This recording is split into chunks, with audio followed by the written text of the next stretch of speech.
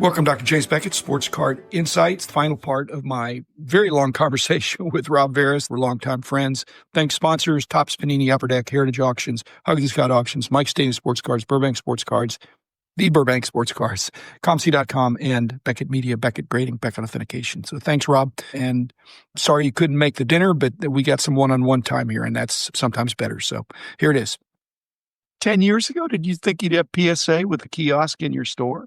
I wish I was back in the driver's seat for BGS.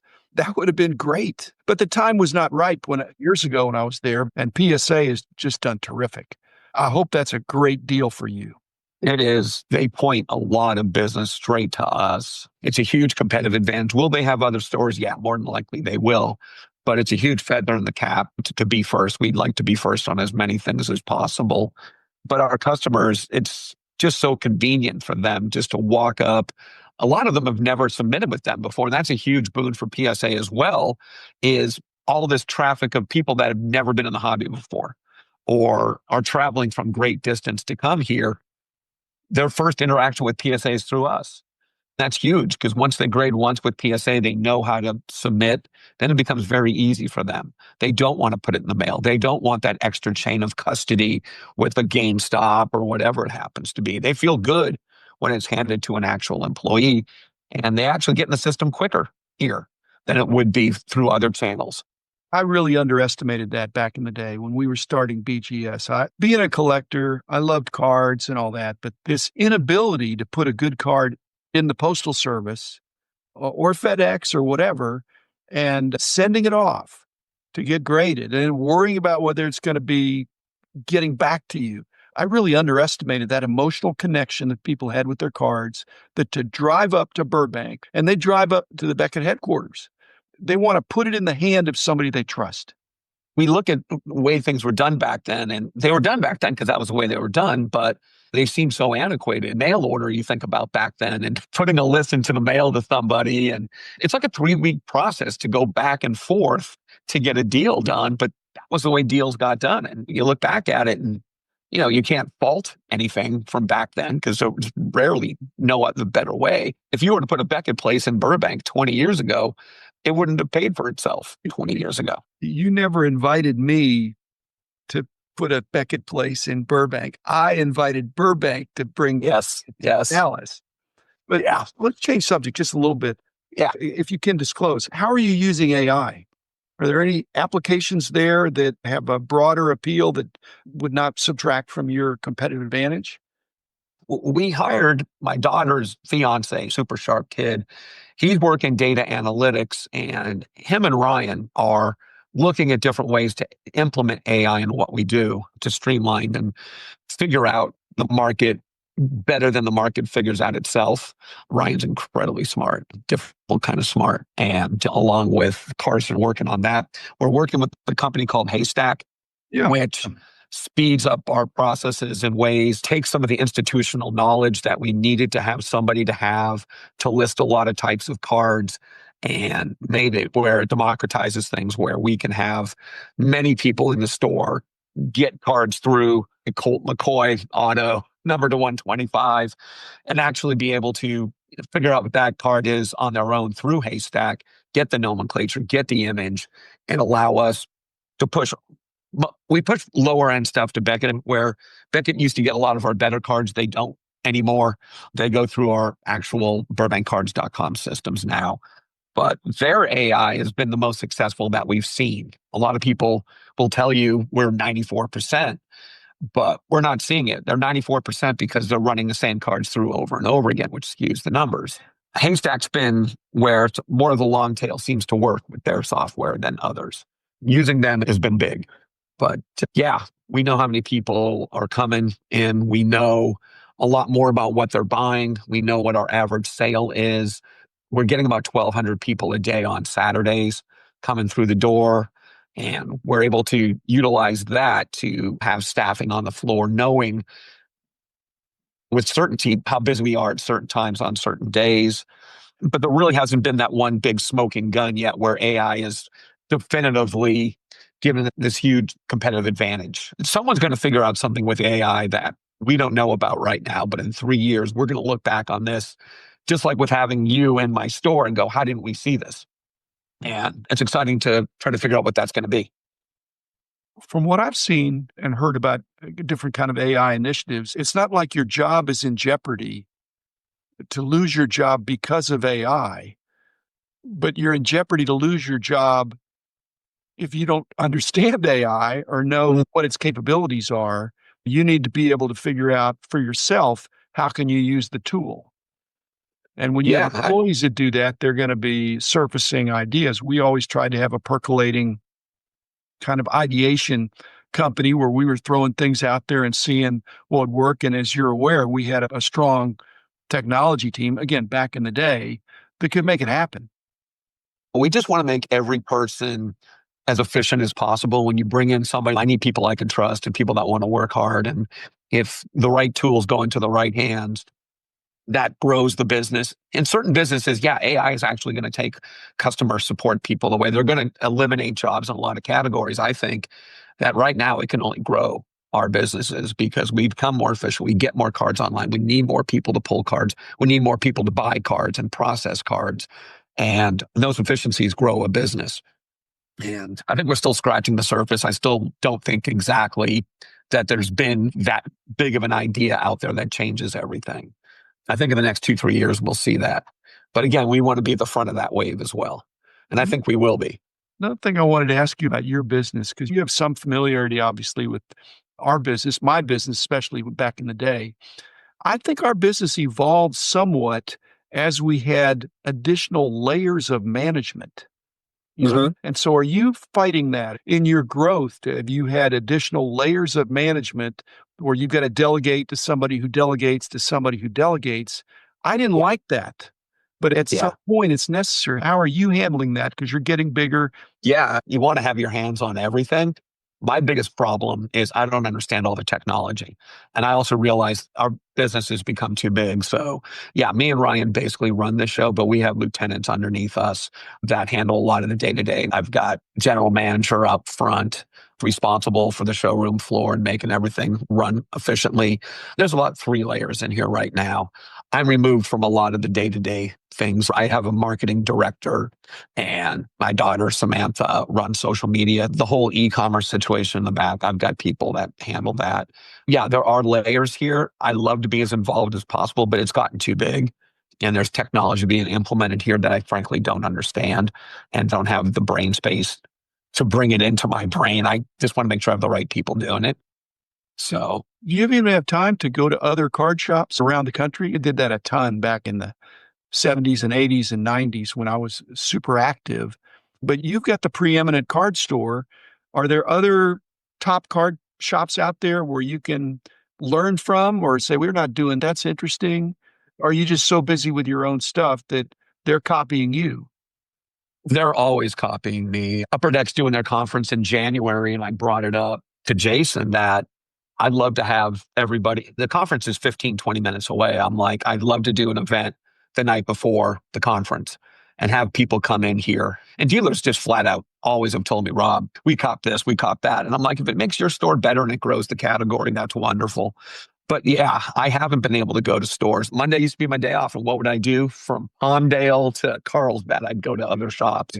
I was at Joe Davis's store when Tops had the conference in Atlanta. I made notes. And I'm like, wow, this is pretty cool. He's doing a lot of things right. That's for sure. Oh, yeah. Yeah. And it's, everyone talks about Jeff Wilson. I'm like, he doesn't even have the best store in the city.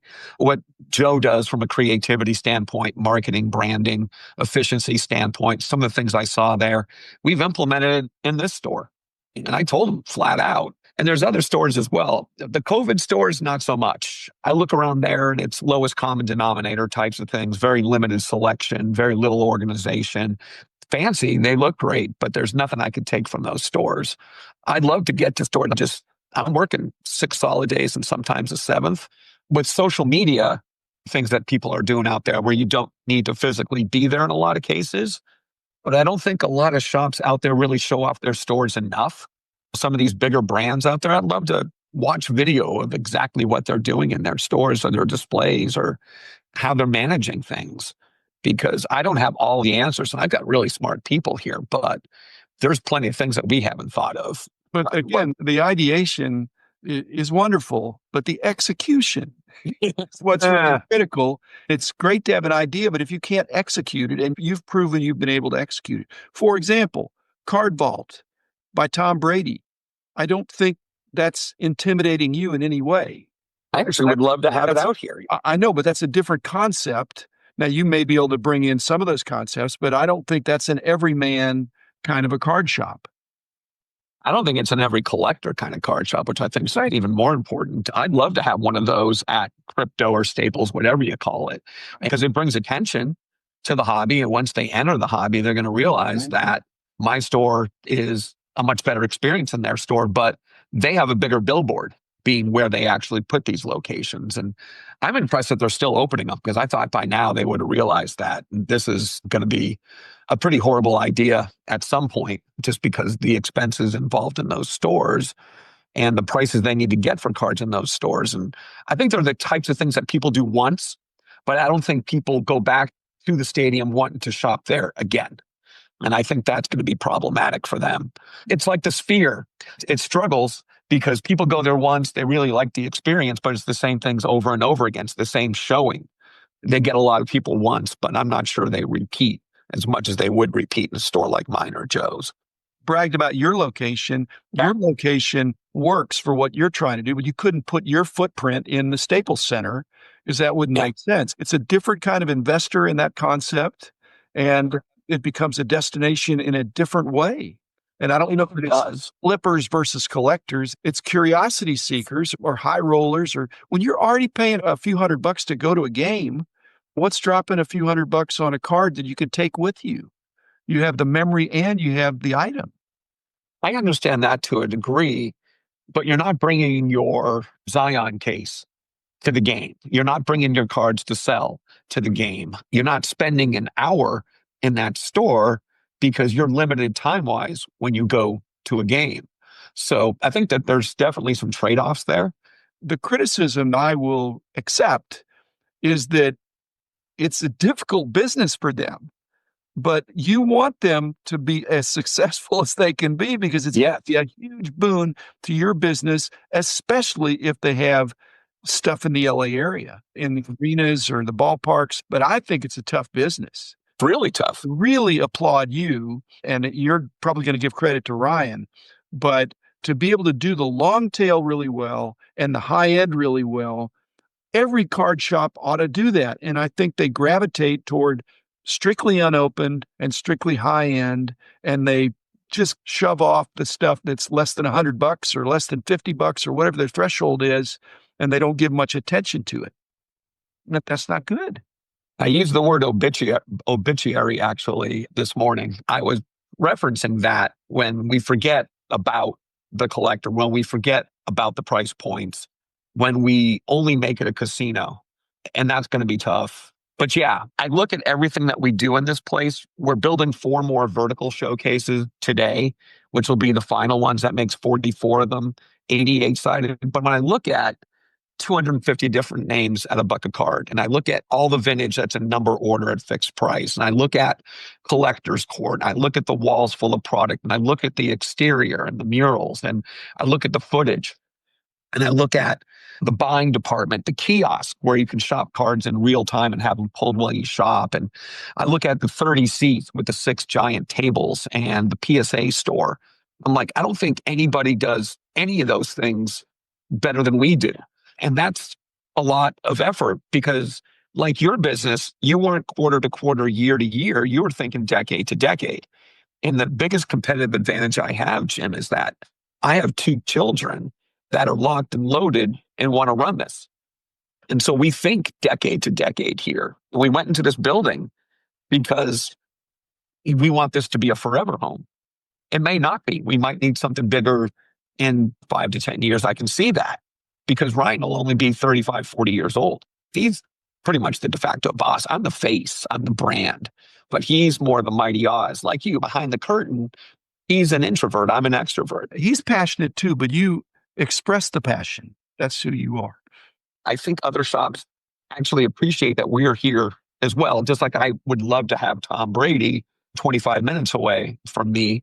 I think that a lot of shops appreciate the fact that we're here because we're bringing in so many new users to the category. You're a destination. I don't think I could go a day in this place without someone from outside the country being in here. Not outside the state, but outside the country. You'd get a big kick out of a Saturday in here, though. We have these Saturday raffles, 1 o'clock to 5 o'clock, top of the hour. We give away between 40 and 50 things. And they're all things you're going to want. They're Otanis, Jordans, Kobe, sealed products, sealed Pokemon. It's between $800 and $1,000 worth of stuff that we give away. No purchase necessary. You just come in and everybody loses their minds. Everybody stops what they're doing for 10 to 15 minutes and they're engaged. And I'm like P.T. Barnum, I'm like Alan Nars. And it's a blast. 150 people in your building that will tell you, Rob, I come here because of these types of things that you do for the community. I call it an experience. We're not a card shop. We're not a card show. We're an experience. And I think that's the big difference, that people are going to need to get better at creating experiences, not just transactional, but emotional experiences. Or museums. Yeah. Museums don't sell things. You want the selection and the coolness of a museum. You hope to rotate. Well, you want to buy some things in the museum and not what's in the museum gift shop. That's the stuff they mass produce. I think card shops can be like that. They want to sell you what they want to get rid of. Right. Yeah, we're so on the same page. We're so locked. We've been locked in for 25 years, you and me. There's not enough people that think our way. And I think that's problematic. The casino mentality, I can't tell people what to spend their money on. It's not my job to tell you how to partake in the hobby, but it's my job to make sure that 5 or 10 years from now, you're still going to be in it. And we can give some advice. And you spend $100 and not have something that you want. A hobby is spending $100 and getting $100 in value of something that you're going to enjoy down the road. And that's not what you're getting right now, for the most part. And I think that's a problem. If you're going down the street that people are encouraging you to go down, it's not a path of destruction. It's a path of poor returns, financially at least. Let me end up with a statement you can compare, contrast. You know me enough. I'm very analytical. I am not impulsive, but I am decisive. Are you that as well? Because I don't see you doing crazy stuff that you haven't thought about, that you're jumping in and sinking. I see you figuring out what you want to do and going for it. Are we similar like that? We're similar in the fact that it took me a while to become that way. When you're running a business in your early to mid 20s, you think differently than when you're in your 40s and late 50s. The stakes have become too high to sit there and make snap decisions on things. Our brand has become so powerful, and we've seen what can happen to brands with one bad idea, one bad interaction. They can get destroyed. I hired a director of marketing, and the marching orders was, don't destroy the brand. If we come up with ideas, these need to be ideas that work both for us as well as the consumer.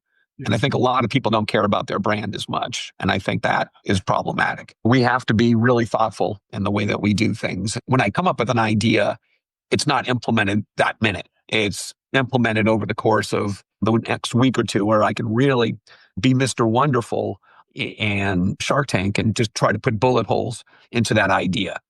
And if I create too many bullet holes, it doesn't get done. I bring people on board and they're smart in what they do, but they don't have the institutional knowledge to realize that's not going to work. I love what I do just as much as I did when I was 22. I get to reap some of the rewards of all the hard work. I get to have my entire family involved in this journey. And I walk through my showroom and I see the smiling faces. And one thing we didn't touch on is the demographics. Who we're selling cards to, who's walking in our stores. It used to be 30, 40, 50 something white males. That was our audience. Now you walk in this store, it can be 35, 40% female. It's social, economic, gender, ethnicity, age. It's like walking through a mall. I love that. And that is the biggest change I've seen. And what's going to continue to grow this thing is the women that are coming through that you can never assume they're not the collector. That's exciting. And getting someone like Sammy involved and becoming younger, hiring more women in the shop. That's exciting. How diverse this has all become. And that's awesome. It's awesome. And it bodes well for the future.